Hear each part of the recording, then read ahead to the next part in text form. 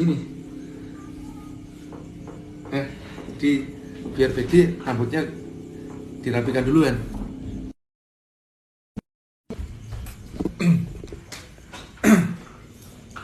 Lanjut lanjut Nit.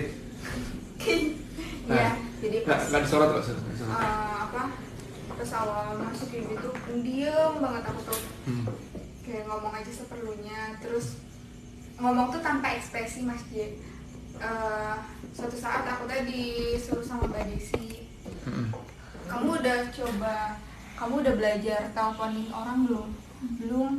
Ya udah belajar di depan aku teleponin orang. Desi yang nyuruh gitu. Iya. Nah udah bagus tuh cara ngajarnya, langsung praktek. So aku nelpon kan, halo selamat siang, benar ini dengan toko Anu, saya Anita dari bisnis, saya mau tanya-tanya soal bisnisnya. Terus pokoknya aku tuh flat banget, kaku gitu ya. Kaku. Nit, aku kasih PR-nya ke kamu, coba 1 bulan kamu belajar senyum di kaca. So aku senyum, terus dia apa gitu, aku senyum terus coba pakai lipstick. Lama-lama gila. Kebablasan. Pakai lipstick katanya. Lipstick. Tapi emang jadi ini sih, jadi ngerasa pede tuh ketika aku banyak latihan Mas J. Banyak latihan, banyak belajar, banyak banyak belajar sih. Bagus. Dibiasain. Bener tuh caranya Desi. Keren Desi. Baik emang. Desi, dengerin Desi ya. Ini anak didikmu nih, keren deh. Makanya aku tuh kayak orang kan sungkan banget ya sama Mbak Desi. Kalau aku mepet-mepetin aja lah, terserah mau Mbak Desi cuek aku, yang penting aku dapat hal positif. Itu bener. Ya memang kalau orang mau berguru tuh kan harus ngemis. Kalau Ustadz Zuri kan begitu mengatakan. Jadi dah kalau orang belajar itu ya, pembelajar itu kan orang yang hina. Ibaratnya hina itu ibaratnya ya harus siap dihina, ya dalam artian rendah hati, ya terus kemudian ngemis ilmu sama gurunya gitu loh. Jangan gurunya ngemis ilmu sama kamu, kan begitu loh. Ya itu yang benar seperti itu. Jadi ini tadi teman-teman nih lagi mentoring malam, sebenarnya udah dari tadi nih teman-teman, cuman mikir-mikir sayang nih kalau nggak di live ini, yuk live-in sekalian yuk ya. Ngobrol santai sih tentang masalah communication skill, masalah masalah PD gak PD gitu ya, Nit. Iya. Apalagi Nit, tanya Nit. Ada Nita, ada Nuri di sini. Ada Naya. Lanjut. Bagaimana caranya kita menyampaikan sesuatu tuh nyampe gitu ke orangnya? Iya. Nah, bicara bagaimana menyampaikan ke sesuatu ke orang biar nyampe, kita itu harus masuk ke dalam dunianya dia. Dalam artian apa? Kita harus memahami dia, kosakatanya dia. Ya, tadi yang kamu lakukan benar, kamu stalking orangnya duluan siapa, kosakata yang pakai seperti apa. Memang ini seolah-olah pada saat awal kayak ribet banget gitu kan. Tapi kalau sudah terlatih, bisa. Ya, atau pakai cara yang umum adalah menggunakan bahasa sesederhana mungkin, ya. Kalau aku bilang istilahku namanya segoblok mungkin. Ya. Karena itu kadang banyak orang tuh yang jadi kelihatan pinter tapi nggak minter kayak orang. Paham nggak? Orangnya kelihatan pinter pada saat berbicara, tapi tidak membuat orang lain jadi pinter atau tidak membuat orang lain jadi paham. Dia semakin ini, wah ya dia pinter ya. Saking pinternya aku nggak paham, kan begitu. Nah, karena orang itu tidak masuk dalam dunianya si orang yang dijelaskan atau audiensnya. Nah, harusnya masuk dalam dunia audiensnya menggunakan bahasa semudah mungkin. Yang aku nggak mudah itu pada saat ngajar nih misalkan ya. Ini contoh aja. Aku sering kali kan kalau diundang di mana pulau-pulau ya. Aku bukan berarti ngejek teman-teman yang di pulau-pulau seperti itu, enggak, mas. Katakanlah inilah yang katakanlah agak sedikit terpencil gitu kan. Itu kan kosakatanya nggak seperti teman-teman yang ada di kota. Pernah nih ya, ini mungkin kalau nonton namanya Ivon ya dari Atambua, itu di sana KFC aja tuh nggak ada loh. Nah aku mau ngomong kasih contoh-contoh tuh, KFC nggak ada, Indomaret, Alfamart nggak ada, supermarket nggak ada, mall nggak ada. Ya Terus aku komunikasinya bagaimana sama mereka? Aku ngasih contoh mereka nggak paham, aku ngasih contoh mereka paham. Ya bahasanya direndahkan lagi. Ya kita bisa bilang toko kelontong, ya, atau mungkin warung. Ngomongnya seperti itu. Ya, nah inilah yang mudah itu masuk ke dalam dunia mereka. Sehingga juga aku bilang begini, aku minta audiensku jangan terlalu heterogen dong, aku minta yang homogen. Kenapa? Karena kalau terlalu heterogen itu maksudnya tua, muda, ibu-ibu ada, ya, yang muda-muda ada. Aku nanti ngomong kepada si ibu-ibu yang muda, kasihan, terlalu kok lambat banget sih ngomong sama si anak mudanya, ibu-ibunya terseok-seok, ya kan? Nah, makanya sering aku bilang, kalau boleh aku minta target pasarnya, target audiensku homogen, sehomogen mungkin, supaya bahasaku lebih enak ngomongnya, tidak terlalu rendah, tidak terlalu tinggi. Nah, tapi pada saat personalisasi sebenarnya paling enak. Misalnya kamu komunikasi sama seseorang, bagaimana ya komunikasi sama seseorang biar orang itu paham? Pokoknya konsep dasarnya pegang ini. What is learning? Learning is identifying a new things. Ya, oke. Connecting between unknown to knowns. Indonesia bagaimana? Ya, belajar itu adalah mengidentifikasi satu kata yang belum pernah diketahui. Kan gampangnya gitu loh. Satu kata yang belum pernah diketahui. Misalkan termos. Ini misalnya kamu nggak tahu, atau dia audiens nggak tahu kan? Ini termosnya apa? Kamu menjelaskan termos ini dengan bahasa, ya, yang seringkas mungkin, tidak harus bahasanya baku banget, tidak. Nah, misalnya kayak gini, termos itu apa ya termos? Misalnya kayak Naya yang tanya, termos Naya, ya, Naya tanya termos. Naya tahu air panas kan? Ya, air panas kalau ditaruh di luar, ya, kan nanti cepat dingin juga. Nah, supaya air panas nggak cepat dingin, ditaruh di termos. Oh, termos berat nyimpan air panas ya papa, misalnya begitu. Ya, biar tahan panasnya. Kalau air tanpa termos, air panas tanpa termos, mungkin 1 jam sudah jadi dingin. Kalau pakai termos 10 jam bisa tetap panas. Contoh begitu. Oh iya, dia memahami termos itu apa. Ngerti ya? Menghubungkan kata yang tidak diketahui dengan kata-kata yang diketahui. Nah, itu.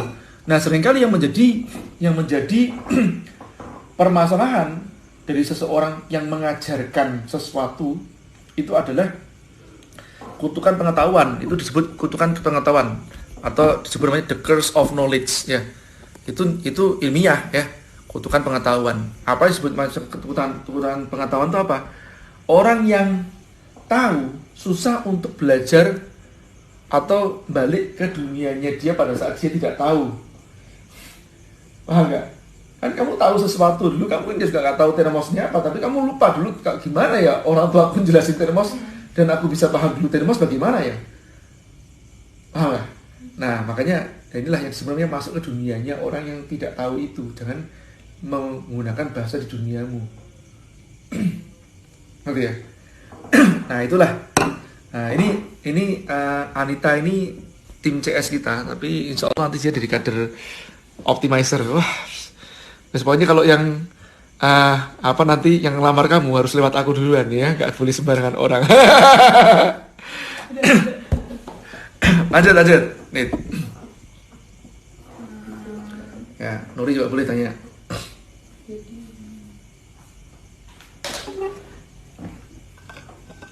Kuliah malam ya teman-teman, biar nggak mubadir kan, yang nyimak biar banyak sekalian. Lanjut. Gimana caranya kalau misalnya ngomong tuh nggak gitu. Ngomong nggak aku aja masih ya, tapi ada caranya. Jadi ada satu teknik yang disebut namanya visualisasi atau visualization. Tadi yang pertama belajar membuat skrip. Dulu awalnya aku membuat skrip itu sangat detail, tapi ternyata ada hal yang sifatnya salah. Salahnya apa? Pada saat aku mau ngomong, kayak aku seolah harus plug dengan skrip tersebut. Akhirnya aku jadi membaca skrip, kan tidak benar. Nah, membuat skrip itu pada dasarnya adalah poin-poinnya saja. Poin-poin sebagai kayak kalau disebut di tempat kita ini toolsnya disebut namanya cue card. Cue card, cue itu adalah petunjuk loh. Clue ya, clue card mungkin ya. Ya. Yang benar Q atau clue sih? Hah? Q ya. Q Q itu berarti queuing, dari bahasa queuing ya. Ya, artinya kartu urutan. Ya, habis ini apa ya, Q. Q U E, Q card. Nah, jadi habis ini ngomong apa itu kasih poin-poinnya saja. Ya, aku membuat cue card juga kan, kayak misalkan aku mau podcast tadinya aku tunjukin kan. Ini di podcastku ya. Aku membuat kayak semacam draftnya duluan ya. Nah, ini misalkan kayak ini aku mau cerita tentang waktu aku kuliah dulu bagaimana, ada uang saku 125.000 sebulan, bagaimana harus cukup. Terus ini tak tebelin cerita ngeyel mendapatkan kosan. Ya, waktu itu aku diusir karena aku bukan anak ITS, terus keliling selama 3 hari. Terus aku dikasih uang saku 125.000 buat apa aja. Nah, terus cerita tentang 7 bersaudara kita, 4 kuliah bersamaan, ayah sebagai orang karyawan. Ya, 30.000 buat uang kos, 35.000 buat SPP, sisa 60.000, 2.000 per hari. Nah, terus aku menghitung, wah ini kelihatannya berat banget nih kalau 1 hari 3 kali makannya. Ya, terus aku sarapan 350 rupiah, telurnya 1/4, makan siang berapa. Ini tak buatin cue cardnya. Ya. Nah, jadi kartu urutan-urutan nanti biar aku ngomongnya sistematis. Tadi pertanyaannya apa sih? Gimana dia lancar, nggak banyak jeda. Ya. Nah, terus setelah itu aku buatin tulisannya kan. Terus aku memvisualisasikan atau aku membayangkan diriku sedang bercerita dengan guidance itu. Misalnya aku satu cue card, uang 125.000 sebulan, bagaimana cukup? Oke. Nah, ini aku cerita. Aku membayangkan, memvisualisasikan kejadian itu, ini baik yang sudah terjadi ataupun belum terjadi, itu tidak menjadi masalah. Pada dasarnya orang grogi atau gugup itu adalah reaksi bawah sadarnya dia. Misalkan pas baik ataupun tangan yang gerak-gerak begini atau salah tingkah atau bagaimanapun itu kan ya, itu adalah reaksi bawah sadar. Nah, reaksi bawah sadar itu kan sebetulnya dikarenakan belum tercipta pattern di otak kita. Untuk menciptakan pattern di otak kita bisa menggunakan bantuan yang sebenarnya visualization. Memvisualisasikan seolah-olah kita sedang cerita dengan panduan tadi. Aku lihat satu nih, cerita ngeyel mendapatkan kosan. Oke, aku sambil tiduran gini, bisa sambil tiduran gitu, terus aku membayangkan aku sedang cerita. Aku sedang cerita sama kamu. Aku bayangkan. Terus aku sambil menggumam gitu. Ini aku bisa gitu. Itu lebih dibantu lagi. Dengan begitu itu menciptakan satu pattern. Pattern itu apa sih? Pattern. Ini loh pattern teman-teman ya. Pola ya. Jika jalannya begini, itu pola. Nah, dilewatin lagi, diulang lagi, ini pola. Diulang lagi, membentuk pola lagi yang sama, pola. Semakin tandes, tahu nggak kalau kita sudah terbiasa melewati suatu tempat, ya, yang semakin kita sering melewati suatu tempat begitu, itu akhirnya kita bisa namanya autopilot kan. Kalau cerita ini nyeplos, ya cerita tuh bisa kayak begitu. Kenapa? Karena sudah terbiasa. Paham nggak? Aku juga dulu nggak seperti gini. Ini repetition. Ingat rumusnya, repetition is the mother of skill. Repetisi pengulangan adalah induknya keterampilan. Jadi diulang itu tidak harus bentuknya fisik ngulangnya. Artinya tidak harus kamu ngulang presentasi sama orangnya, aku bosen nih mbak dengerin kamu gitu terusan gitu ya. Nggak harus seperti itu. Di benakmu bisa. Nah, kenapa bisa di benakmu? Nah, ini disebut namanya subconscious mind cannot tell the difference between reality or imagination. Bawah sadar itu fungsi hormonal kita gemeter ya ataupun kita pede, itu bawah sadar itu tidak bisa membedakan antara imajinasi dan kenyataan. Yang merespon ketakutan, yang merespon gredeg gemeter, suncup. Ya, itu tidak bisa membedakan antara imajinasi dan kenyataan. Kalau Anda nggak percaya, ya teman-teman ya, aku kayak preman sih. Tadi tidak ada rencana untuk ini nih. Nah, jadi contoh nih ya, bawah sadar tidak bisa membedakan antara imajinasi dan kenyataan. Kalau aku minta kamu bayangkan di depanmu atau di depanku ya, bayangan depanku. Atau aku mengatakan begini, jangan bayangkan depanku ada sebuah kulkas kecil. Kamu tetap bayangin. Iya. Padahal aku udah bilang jangan. Inilah yang disebut namanya dalam pemrograman bawah sadar tidak mengenal kata negatif atau jangan. Ya, ini harus memahami. Jadi orang kadang-kadang ya baru belajar NLP-nya sebentar atau mungkin psikologi terapan sebentar, udah ngomong nggak boleh ngomong jangan sama anak-anak kita. Siapa bilang nggak boleh?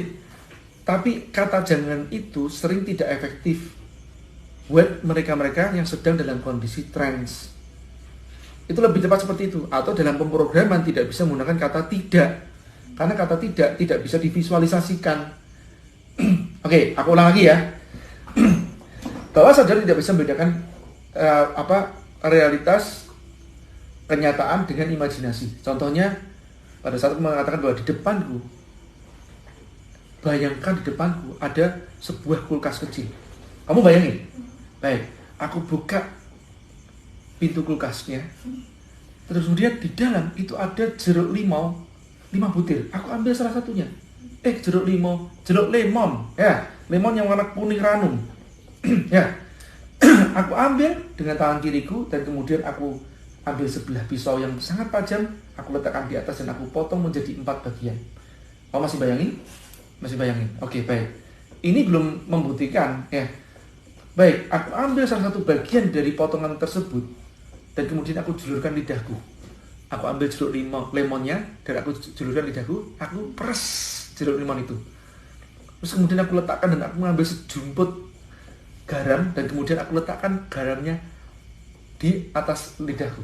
Rasanya asin, nyes, keluar air liur. Nah, fungsi hormonal yang mengeluarkan air liur itu ya dirangsang kan ya oleh apa? Visual kita atau visual yang sebenarnya visual construct. Visual construct itu apa?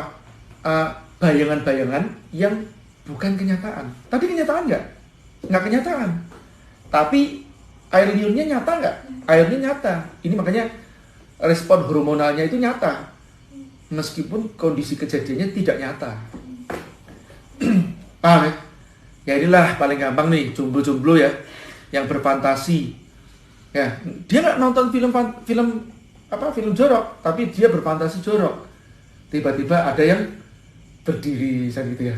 Tapi itu bukan keadilan, kan gitu kan. Ada yang tegak tapi bukan keadilan. Ya, netizen kan ngono bahasanya ya. Nah, itu contoh aja. Wah, langsung guyu loh ya, waka-waka. Anita yang satu juga nonton juga tuh. Paham ya? Nah, ini sebelum namanya subconscious mind cannot tell the difference between reality or imagination. Bawah sadar itu tidak bisa membedakan antara imajinasi dan kenyataan. Nah, jadi dikarenakan gugup ataupun pede, lancar ataupun tersendat-sendat, itu ada letaknya di bawah sadar kita. Nah, kita bisa menggunakan visualisasi atau bantuan visualisasi ya untuk melancarkan. Makanya teknik visualisasi ini tidak hanya digunakan untuk public speaking, justru ditemukan pertama kali oleh para pelatih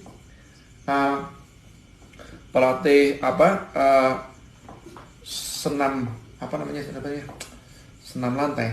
Nah, semacam senam lantai itu ya. Atlet senam-senam itu yang untuk menciptakan gaya-gaya yang belum pernah terpikirkan sebelumnya, disuruh bayangin di benaknya.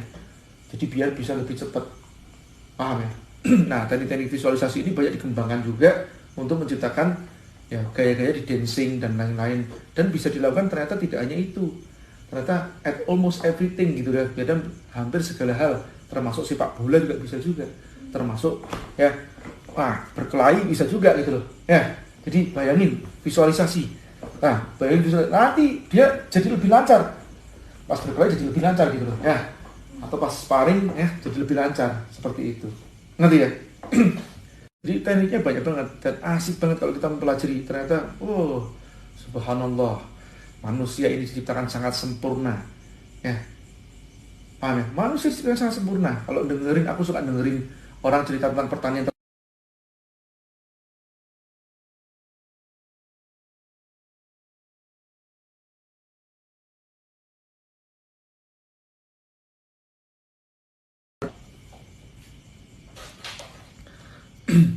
apa nih, ada yang besar bukan harapan, wis mulai ya. Jomblo-jomblo kan mulai ngeres. Branding Mas Ucup, calon suami khas Malang. Apa? Kayak apel loh maksudnya. Oh Ucup mau ngelamar ini Anita, boleh. Kalau kamu tak kasih Cup, tapi tak hajar disik ini kan, biar jadi fighter. Soalnya cowok-cowok sekarang ya, wah, letoy-letoy gitu ya. Ini si Anita nih fighter kita nih, wah jangan salah. Ya, lanjut pertanyaan apa? Nih. Sampai makan kuaci. Menit. Ya. Masih apa namanya? Kan kalau komunikasi biasanya ada orang yang diajak bicara kayak gitu. Nah, gimana kalau si orang yang kita ajak bicara responnya pasif? Oke. Responnya pasif tuh contohnya kamu ajak bicara gimana? Ya gitulah, misal kita mau menyampaikan sesuatu, dia pasif kayak gitu. Aduh, ini takutnya apa yang mau kita sampaikan nggak nyampe gitu. Jadi ada teknik tertentu atau gimana gitu Mas? Ya, jadi sebelum kita menyampaikan pesan, tadi makanya kan ada form kan, family, occupation, recreation, message. Ya. Nah, kenapa message taruh di paling belakang? Karena prinsip dasarnya adalah pacing duluan baru leading. Pesan ditaruh belakang. Pesan adalah leading. Ya, kalau kamu belum pace, belum membangun keakraban, ya, belum membuat kesamaan-kesamaan, belum membuat mereka nyaman, jangan nyampaikan pesan. Aku tidak akan balik seseorang kalau orang itu diajak ngomong aja udah gak enak. Makanya juga contoh nih, dulu ya, pada saat aku jadi salesman lah gitu lah ya, bangun usaha pertama kali. Apa yang aku lakukan? Aku minta waktu sama mereka, ketemu nggak dikasih. Terus aku cuma bilang gini, Ibu boleh nggak? Saya minta waktu 5 menit aja, cuma nyampein kartu nama saya. Aku telepon gitu. Ya, saya cuma kepengen kenalan sama Ibu. Siapa tahu nanti di jalan ketemu, nyambung silaturahminya. Selesai.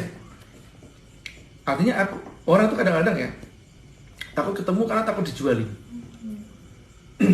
Ya. Belum apa-apa ya, belum apa-apa dan jualin, belum apa-apa dan jualin. Ya, nah kita bangun keakraban duluan. Ya, nah pas aku ketemu sama orang itu, 5 menit ini bisa jadi 1 jam. Tapi bukan aku yang minta, dia yang minta. Nah, tapi tadi kayak Anita, ya cek duluan, orang ini sebetulnya siapa sih? Kita cari duluan. Kita udah ngerti dia duluan kan? Nah terus sudah, pas begitu, misalkan udah cari informasi duluan, apalagi misalkan dia bahasa Jawanya medok gitu misalkan ya, loh aku langsung bilang nih, loh Ibu dari Jawa ya, langsung bilang gitu kan. Nah apa ini tujuannya? Membangun keakraban dengan membangun kesamaan. Orang itu ya kalau ada kesamaan banyak kesamaannya, dia akan lebih cenderung akrab. Contoh pas aku bilang, kalau aku di perantauan pada satu di Batam kan, di Batam ketemu sama orang Jawa itu kayak ada kesamaan lah gitu loh. Loh Ibu dari Jawa ya? Kalau seandainya dia tidak di Jawa, ya dia dari Padang, ya aku ngomong tentang Padang, aku ke Padang bolak-balik kan gitu loh. Contohnya begitu loh ya. Jadi pokoknya yang penting cari nyambungnya lah gitu loh. Ya, jangan menyampaikan pesan lebih dahulu. Bahkan kalau memang sangat tidak memungkinkan saat itu kita untuk presentasi pun, aku tidak akan presentasi. Pak, ini waktunya kelihatannya kok kurang rileks kalau saya sampaikan sekarang. Nah, lain waktu aja Pak, saya datang ke sini lagi boleh? Paham ya? Nanti kadang-kadang orangnya penasaran, gak apa mas sekarang aja. Ya ini kan, tapi benar sih Pak, saya sih lebih cenderung datang kemarin ini untuk membangun silaturahmi. Lebih enak gitu. Ya, tidak ada yang spesial lebih sih Pak untuk itu. Ya maksudnya tidak ada pesan yang harus saya sampaikan, wajib saya sampaikan, atau saya jualin gitu loh. Nggak begitu. Ya, jadi aku lebih cenderung, aku pernah loh datang gitu juga, tidak presentasi. Kenapa? Karena pas lihat, wah orang nggak nyaman. Mungkin dia pas lagi marah-marah atau apa, wah nggak nyaman. Kecuali aku bisa menenangkan dia duluan. Jadi contohnya tadi kan misalnya nih, loh, bapak dari Jawa, iya. Ini contoh nih ya, pernah waktu itu aku dilaporin sama timku nih, waktu pas dulu mendistribusikan produk otomotif kan, di mana? Di Batam waktu itu kan. SPBU semua sudah masuk. Satu SPBU nggak bisa masuk, namanya Pak Didi waktu itu, aku ingat ya, daerah Batu Ampar. Nah terus Mas, ini semua udah masuk Mas, 1 doang Mas yang belum masuk. Mana? Batu Ampar Mas, gede padahal Mas. Apa problemnya? Beliau ini Mas sangat paham tentang engine, tentang mesin Mas, dia bilang gitu. Oke, good ya. Nah karena dia paham itu Mas, ya nggak mudah juga pas kita ajak ngomong kan, loh ya nggak usah kamu nerocos lah, dia nerocos kan gitu. Saya bilang gitu kan. Nah gini aja, kamu atur waktu, aku ketemu sama dia. Gitu ya. Nah setelah ketemu sama beliau, Pak Didi, nah tulis langsung kan, Pak terima kasih atas waktunya, saya banyak dengar dari Andreas salesman itu kan waktu itu, banyak dengar dari Andreas ini tentang Bapak, yang dulu ternyata Bapak itu seorang ini Pak ya, racer ya Pak ya. Oh iya. Oh loh Bapak tuh aslinya mana Pak? Pertama aku tanya gitu kan, ya kan kayak medok kan, tapi aku ngerti dulu kan memang dia orang Semarang gitu kan. Ya aku tanya, oh saya Semarang, loh lah kan saya orang Semarang Pak, kan gitu. Tapi ingat yang paling penting dari semua ini adalah genuine ekspresi, tidak dibuat-buat, tidak dicocokologi. Ya orang senyum itu ketahuan kalau orang itu genuine atau tidak genuine. Ada yang senyum, dibuat-buat, sininya senyum, tapi sini nggak senyum. Aku ngeliat ekspresi orang banyak dari situ. Ya. Nah, jadi loh, Pak Didi dari Semarang sih sebentar. Pak Didi itu SMA-nya mana kalau boleh tahu? Kuliahnya di mana? Ini mana? Loh, terus Bapak tuh mulai trek-trekan tuh mulai kapan? Nah, teman saya itu tukang nge-trek, cuman saya sendiri sih nggak punya sepeda motor sih Pak. Wah, aku umur 11 tahun sudah main trek-trekan. Wow. Nah, Pak, Bapak berarti sangat paham tuh masalah engine, masalah mesin. Wah, paham saya. Oh, kalau saya boleh minta pembelajaran dari Bapak, saya pengen tahu juga sebenarnya mesin 2 tak, 4 tak itu apa sih Pak maksudnya? Boleh Pak, ini saya belajar apa? Oh ya boleh. Nah belajar, tetap gitu. Oh gitu. Ya. Terus Pak, saya kan jualan aditif seperti gini. Ini boleh tahu nggak Pak? Ini sebenarnya cara kerjanya bagaimana? Yang sesungguhnya saya kepingin benar-benar tahu Pak. Saya kan selama ini hanya tahu dari tutorialnya saja. Oh ini gini. Ini memang bener, ada yang seperti gini. Aku udah tahu produk-produk kayak punya dulu kayak gini nih. Udah ada zaman dulu tuh gitu. Oh gitu Pak ya. Kita dengerin, dia cerita. Tok. Seneng dia cerita. Ya. Habis itu tau nggak? Aku tidak jualin dia sama sekali. Jadi kata kuncinya apa?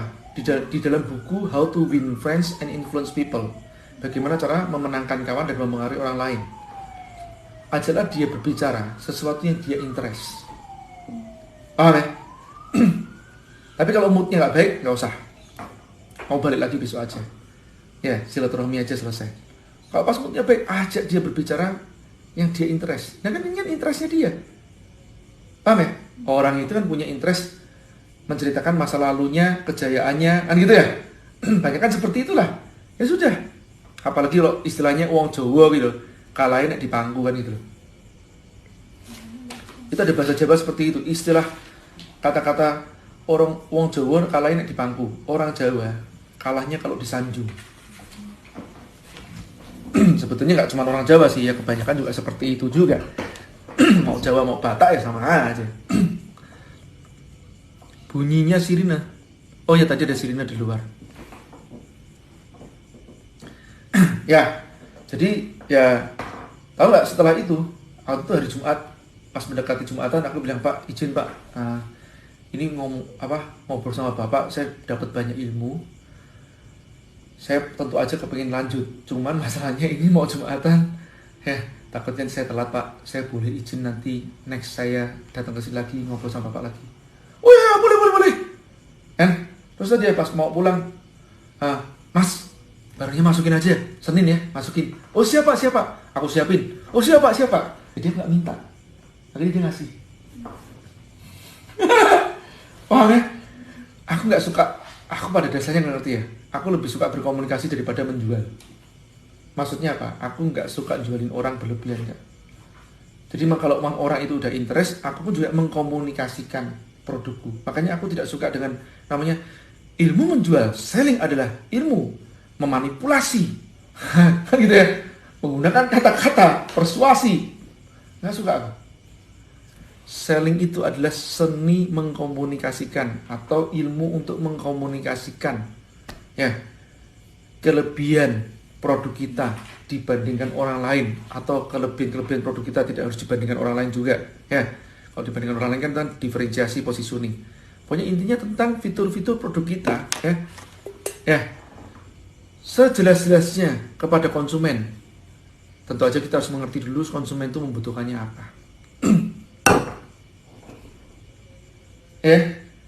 Enak kayak gitu. Jadi nggak selalu harus kita nerocos terus duluan, malah justru ada kaidah yang sebenarnya seek to understand first than to be understood. Ya, mencari tahu lebih dahulu, memahami lebih dahulu, baru minta dipahami. Makanya form message ditaruh di belakang. Ya, di depannya ya passing duluan. Kamu bisa perhatikan nggak nih? Form itu family, occupation, recreation, message. 3 passing baru 1 leading loh. Nah itu dipakai itu. Lanjut. Mas J, kan Ya. kalau nyales itu kita pikiran sama hati itu harus jernih gitu ya, nggak boleh moody. Iya. Kalau misalnya kita moodyan, Nah. mending kita berhenti dulu ya. Maksudnya kita istirahat dulu, terus kita nonton atau apa gitu. Iya. Mungkin Bener nih, bagus nih pertanyaannya. Jadi benar. Nah, ada satu teori yang disebut namanya anchor. Ya, itu yang kita ciptakan. Jadi anchor tuh gini loh. Anchor ini ditemukan oleh seorang psikolog. Aku lupa tahunnya 1900-an lah kira-kira mungkin ya. Namanya Ivan Pavlov. Jadi si Ivan Pavlov itu dia, nah ini apa ini? Oh ini. Ya. Nah dia menguji coba, ya. Menguji coba dia punya anak anjing, ya, menggunakan anak anjing, diiming-iming makanan anjing di bawahnya. Pada saat kondisi yang dia belum makan lah itu, agak setengah lapar lah itu. Pada saat anak anjing dipegang begini, diiming-iming makanan anjing, ya, apa yang terjadi? Air liurnya menetes ya, ngeces kan, itu ngeces.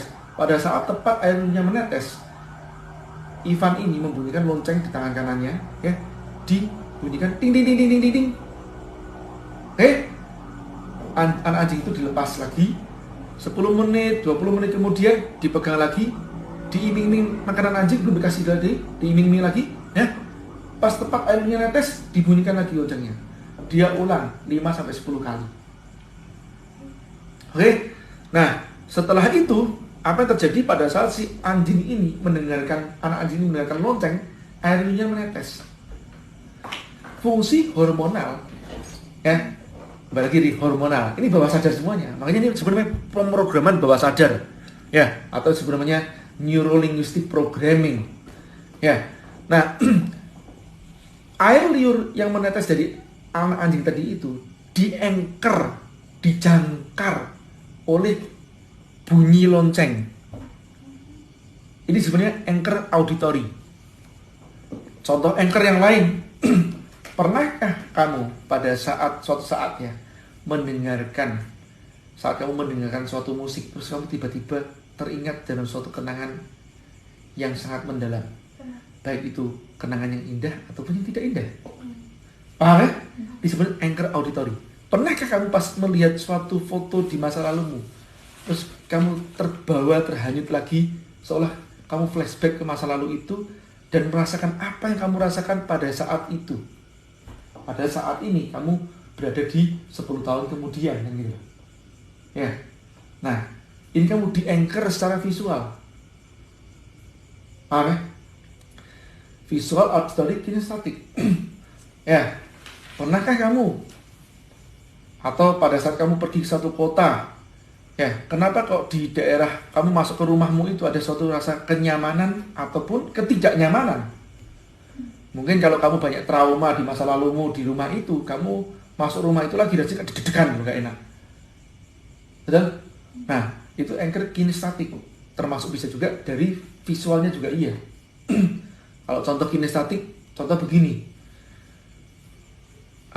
Ada ya anak muda yang pada saat orang tuanya, bapaknya meninggal, didatengin kemudian pamannya nepuk bahu, ya. Kan kalau nepuk pakai tangan kanan, nepuknya sebelah kiri ya. Ya. Nah, sabar ya. Datang lagi. Ikhlas ya. Datang lagi, nepuk sebelah kanan, sebelah kirimu terus.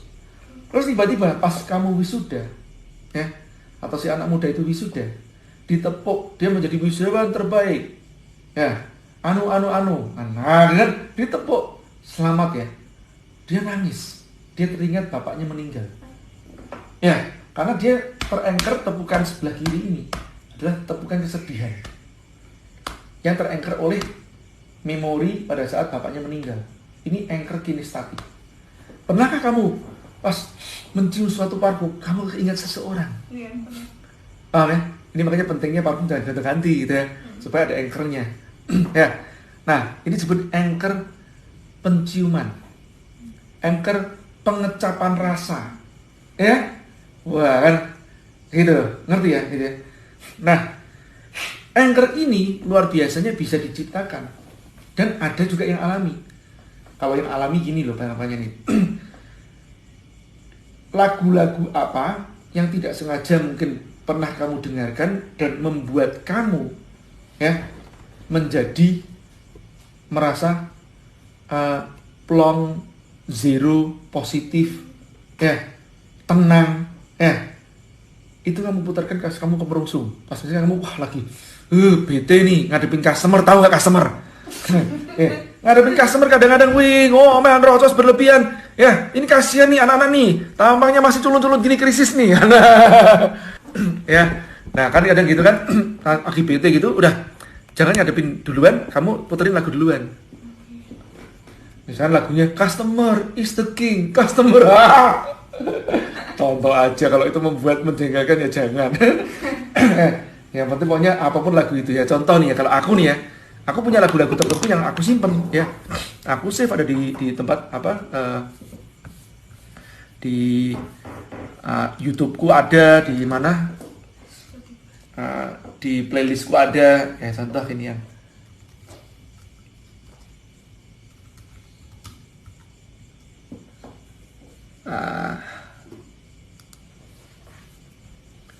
ini contoh.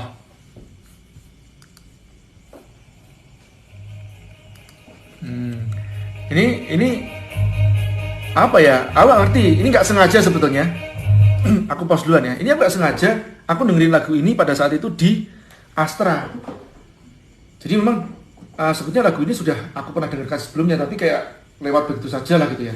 Nah, cuman pada saat itu ada satu orang cewek fasilitator pas ngajarin tentang Seven Habits. Namanya Alice, pokoknya wajahnya apa ya, lembut gitu ya. Kalau bilang cantik itu relatif, tapi orang ini kayak keibuan, terus apa ya, damai gitu wajahnya si Alice ini ya. Nah, terus dia bicara tentang masalah relaksasi waktu itu kan. Nah, terus dia puterin lagu ini nih. Ya, puterin lagu ini kayak semacam kayak apa, ngajak kita untuk tenang gitu kan ya.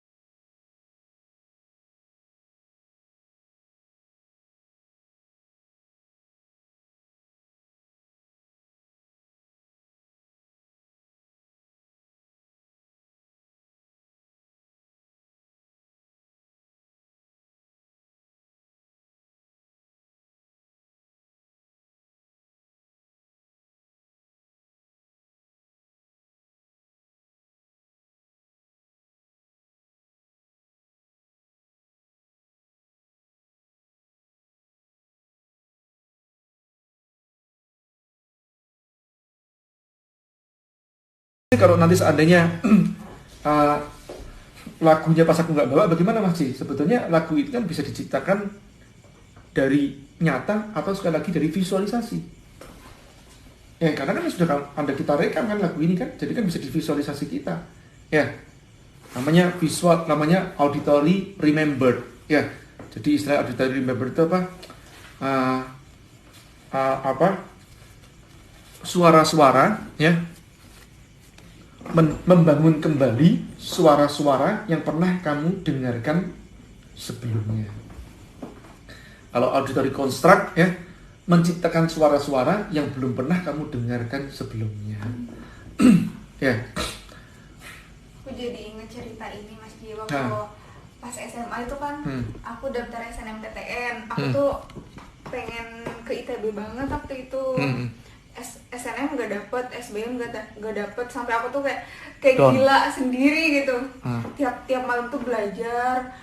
Terus saudara-saudaraku kan udah pada keterima gitu. Mereka tuh di universitas yang mereka pengen gitu, sedangkan padahal aku yang paling ambis gitu. Aduh, kok aku gini aja nggak bisa ya, ayo yang semangat yang kayak ya udahlah, aku karena aku nggak bisa memotivasi, aku bisa sih memotivasi diri sendiri tapi nggak secepat itu. Akhirnya aku ikut acara masuk kampus waktu itu. Aku ikut acara masuk kampus, terus kebetulan ada Mas Indranya, dia mutar lagu apa ya waktu itu, Gladiator kalau Gladiator, ya. Dia sambil ngomong gitu, pokoknya semangat buat kalian, pokoknya nyemangatin gitu. Nah dari situ aku jadi anchor ya? Iya, jadi anchor. Terus tiap aku belajar, kalau aku capek, aku dengernya lagu itu terus sampai sekarang gitu. Bagus, nah itu bisa. Jadi anchor itu tercipta dalam kondisi yang sangat ekstrim. Ini ada Pak B nonton, Kotomi nonton, weh, Masya Allah, ini para guru-guru yang haus ilmu. Nah, jadi benar banget, memang dalam kondisi yang ekstrim kadang-kadang tuh kita nggak ngerti, ya. Ini aku ada satu anchor yang aku nggak ngerti kapan ini kok bisa masuk gitu ya, ya. Jadi pas aku dengerin tahun 98, ya, aku dalam kondisi bangkrut, ya. Pas aku dalam kondisi bangkrut itu Channel 95 Singapura. Tapi ini bangkrutnya pas lagi bangkit sih, jadi positif sebetulnya. Bangkrut, habis itu aku dapat investor lagi, ya, pas dalam kondisi bangkit. Cuman memang waktu itu aku ngontrak tempat yang sangat murah banget. Saking murahnya itu, satu sampah berantakan, itu listrik udah dicabut. Jadi harus 3 hari ini lagi aku nyalain listriknya. Nah, kan aku punya radio kecil tuh ya, radio kecil yang dulu aku dengerin. Aku mencoba memodel kakakku yang nomor 2, Iman kan. Itu dia punya kebiasaan setiap pagi jam 6 itu dengerin radio BBC London, ya. Jadi dengerin radio siaran BBC gitu kan. Nah, untuk belajar bahasa Inggris, jadi aku memodel lah kakakku itu ya, tapi tidak seperti kakakku tidak rajin. Ini ngomong apa gitu, tapi aku biasakan telingaku untuk mendengarkan pada saat itu. Nah, waktu itu pas aku dengerin, aku dalam kondisi bangkrut itu, aku sendirian, lampunya mati selama 3 hari, ya, di tikeran saja kedudukan begitu. 3 hari juga aku membersihkan ratusan kilo barang-barang yang berserakan, bau pesing. Pokoknya ruko kebanjiran gitu kan. Nah, itu tapi aku kondisinya kayak semangat sebetulnya aku. Kondisinya semangat. Aku kan susah down orangnya. Susah down aku terus terang. Nah, jadi ya aku menghibur diriku. Waktu itu aku menghibur diriku begini, Jaya, tahu nggak kamu bahwa semua orang sukses itu pernah bangkrut, pengusaha sukses lah, pengusaha sukses itu pernah bangkrut, ya. Dan kamu sekarang sudah bangkrut, kamu tinggal suksesnya aja. Nah, aku menghibur diri gitu. Nah, waktu itu sambil dengerin radio kan, 95 itu sering diputar satu lagu ini, ya. Dan aku waktu itu nggak ngerti lagu ini. Jadi, aku nggak ngerti lagu ini sebetulnya maknanya apa waktu itu. They're outrageous. A little world. Kind of how this song it means to me.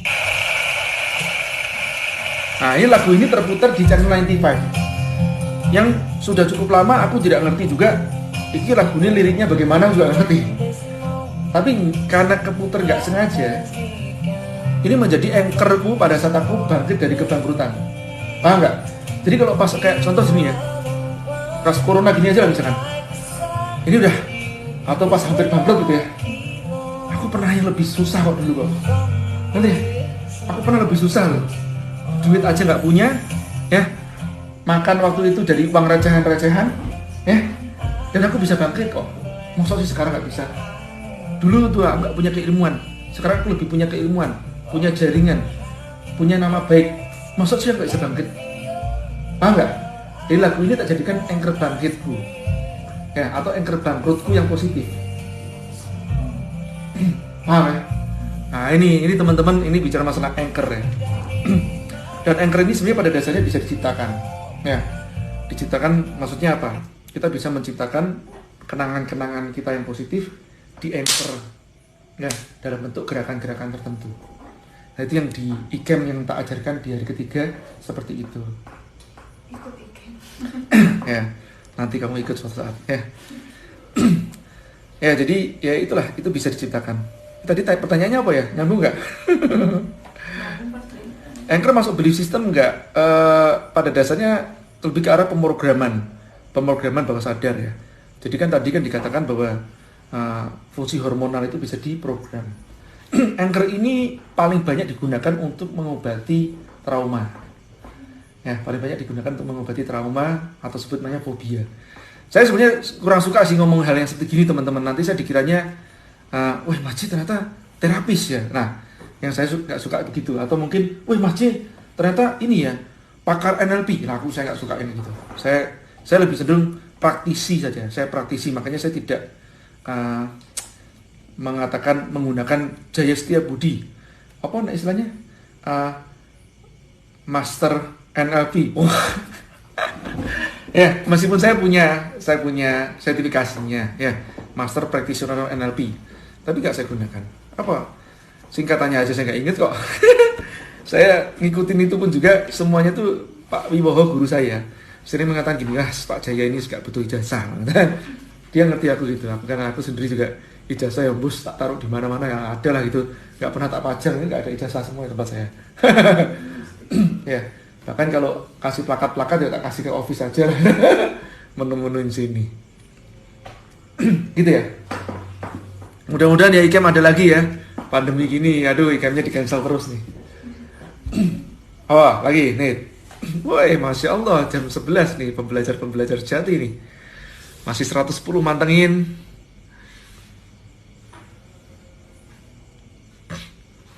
Oke. Jadi anchor itu ya macam-macam sih teman-teman. Anchor itu apa ya? Unik lah gitu ya. Cara buatnya. Kayak orang bisa ngobatin. Oke. Tapi ya betul, manusia mengobati, Allah yang menyembuhkan kan gitu ya. Jangan takabur kita mengatakan kita yang menyembuhkan, tidak boleh. Kita bilang boleh mengatakan kita mengobati, tapi kalau menyembuhkan tidak. Menterapi lah ya. Seperti itu. Ya dari fobia, trauma itu bisa diobati karena itu. Sekarang ini sebenarnya penting banget loh teman-teman. Bicara masalah autoimun ya, atau bukan autoimun lah, imunitas diri kita itu kan pada dasarnya sangat berpengaruh dengan apa yang kita lihat, kita dengar, kita rasakan. Ya, makanya contoh begini, kenapa orang bilang gini, Mas J, atau pengalaman kita ketemu sama seseorang, mungkin kita nggak berbicara, mungkin dia pun bahkan orang itu nggak berbicara banyak, mungkin orang itu hanya senyum, mungkin orang itu hanya nanyain gimana kabarmu, sini makan, ya, kayak aku ketemu sama guruku Abi Ikhya. Tapi bawah sadarku tuh menangkap sesuatu gitu loh. Dan aku pulang, aku merasakan ada energi yang masuk dalam diriku. Kalau kamu ketemu sama orang kayak gitu, jangan jauh-jauh, kan gitu loh. Nah jangan jauh-jauh sama orang itu. Nah pas itu ketemu orang itu, ngeliatin live-nya atau apanya, jadi semangat lagi. Oke, aku masih. Aku juga kalau dulu lagi capek kerja, terus komplainan banyak, terus udah aku nyerah aja gitu. Kadang kalau misalnya lagi down banget, aku pulang aja ya gitu. Terus kemarin tuh aku lagi ngerasain kayak gitu Mas J. Nah pas tadi kan dipanggil ke sini, terus dapet ilmu lagi dari Mas J. Jadinya aku nggak jadi deh. Nggak jadi balik. Pulang. Emang balik boleh ya sekarang Mas Ian? Hah? Masih bisa balik? Nggak bisa kan? Maksudnya pulang Pulang beneran Pulang, maksudnya? gitu. Waduh, luar biasa, mau pulang Iya, beneran ini. gitu. Tapi kalau misalnya aku udah sama Mas J gini nih, itu nggak ada kepikiran pengen pulang tuh, nggak ada. Malahan aku mikirnya kalau nanti aku pulang belajarnya gimana, nanti aku jadi apa di sana gitu. Jadi boyem lah. Inem. Ya, itu memang fungsi sebagai seorang pemimpin. Kalau papa saya mengatakan pemimpin itu to lead, ya, memimpin jelas, to motivate, juga memotivasi. Memang seperti itu seorang pemimpin itu. Tapi memotivasi bukan kamu bisa apa gitu loh, ya. Ya, tidak harus seperti itu. Ya. Jadi to lead, to motivate, to manage, ya, to control, ya, memanage, mengatur, ya, terus kemudian mengendalikan atau mengontrol itu apa ya? Mengontrol itu ya controlling, ya. Jadi mengukur hasilnya juga iya. Nah, itu kata-kata papa saya sih. Guru saya, ya. Makanya memang ya nggak salah kalau namanya rumah itu, kalau kamu kangen rumah itu berarti orang tuamu bener, ya. Orang tuamu bener. Artinya apa ya? Tidak semua house disebut home, kan begitu loh. Tidak semua rumah disebut home. Mungkin itu dia hanya sekedar house, bangunan. Tapi home itu berbeda. Home itu feels like home, ya. Rasanya kayak seperti di rumah. Ya, maksud di rumah itu kayak ya ini kadang-kadang memang tidak, yang namanya bahasa itu susah untuk dimaknakan secara harfiah, ya. Itu bagus dengan bahasa Inggris yang namanya home sama house itu berbeda. Ya, home itu ada suatu unsur kenyamanan. Ya, namanya makanya homesick bukan housesick. Ya, homesick bukan housesick. Ya, nah kenapa? Karena kamu merasakan kenyamanan di sana. Ya kan? Kamu bisa merasakan kenyamanan di rumah itu seperti apa. Nah, itu berarti bapak ibunya sudah benar, ya, memberikan kenyamanan. Tapi nggak semua berlaku pada semua orang gitu loh. Yang broken home, ya sebenarnya bukan broken home kan, bukan broken house.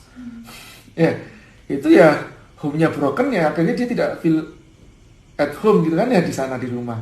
Feel at hell atau kan jadi kayak di dalam surga, apa di dalam neraka gitu. Ya, kan begitu. Makanya rumah itu harus dijadikan suatu tempat yang sangat nyaman. To lead, to motivate, to manage, to control. Oke, lanjut. Dibilangin tuh loh, Anita tulus, ya. Tulus banget curhatnya. Bener, emang gitu orangnya. Oke, apalagi? Ya, ini ngomong-ngomong santai, ngobrol santai, ya. Memang tadi kita baru bicara masalah awalnya dibuka dengan giving, ya. Giving is the best communication. Coba teman-teman cari videonya Thai komersial, ya. Judulnya giving, ya. Giving, ya. Giving is the best communication. Thai komersial, bagus banget. Wah, itu. Nah, ini pas banget nih Pak B nih. Saya suka Pak B banyak quotes-nya. Money can buy house, money cannot buy home. Wah, keren banget ya. Kalau Pak B yang nonton nih, wis energinya bertambah ya.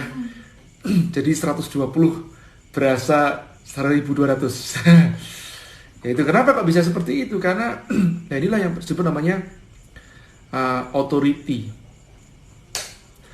Money can buy bed, money cannot buy sleep. Wah, keren banget kan? Nah, coba kita nunggu lagi apa nih kata-katanya nanti. Money can buy can buy women, but money cannot buy love. Wah, itu nanti terakhir begitu. Terus nanti jomblo-jomblo. Ada yang tegak tapi bukan keadilan. Langsung begitu jomblo. Ada yang bergetar tapi bukan gempa bumi. Mana ya? Nori udah ngantuk nih, malah udah sembep kan. Ini mangguat dan jomblo pada tersiksa dengar gitu kan.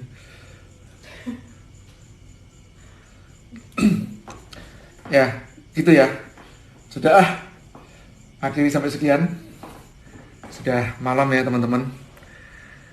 Ketawa ya, ketawa pun juga itu jangan disimpan. Orang kadang-kadang ketawa itu, aduh, ketawa aja disimpan ya.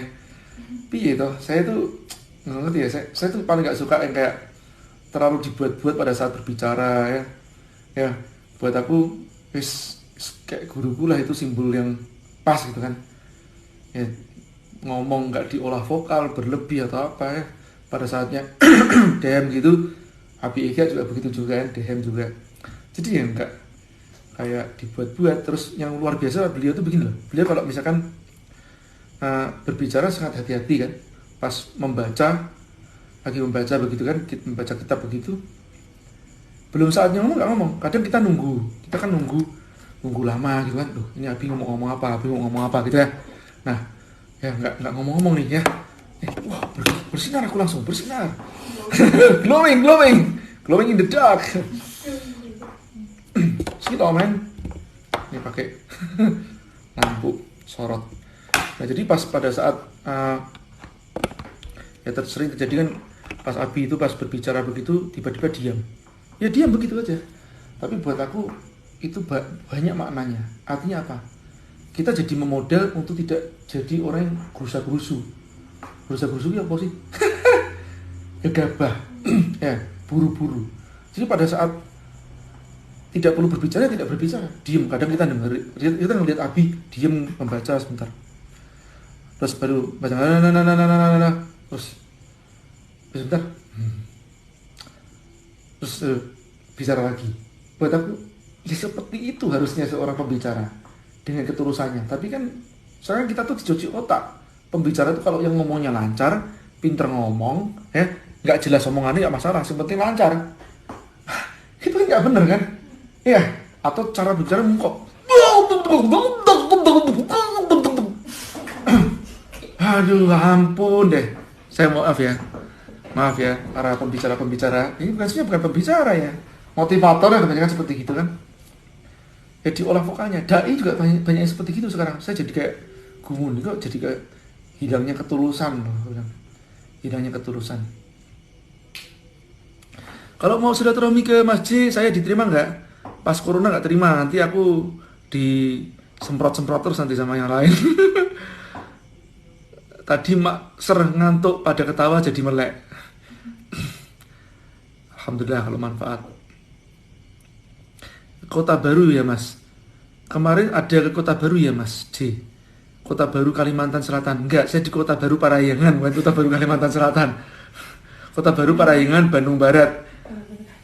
Ibu kota baru. Oke, bukan Kota Baru di mana? Kalimantan ya? Bukan. Oke, waktunya sudah habis. Remaining 1 menit, 2 menit. Oke, terima kasih teman-teman sudah menyimak. Mudah-mudahan manfaat. Jangan lupa doain saya, nggak usah subscribe ya, doain aja cukup. Mudah-mudahan kita sehat semuanya. Amin. Assalamualaikum.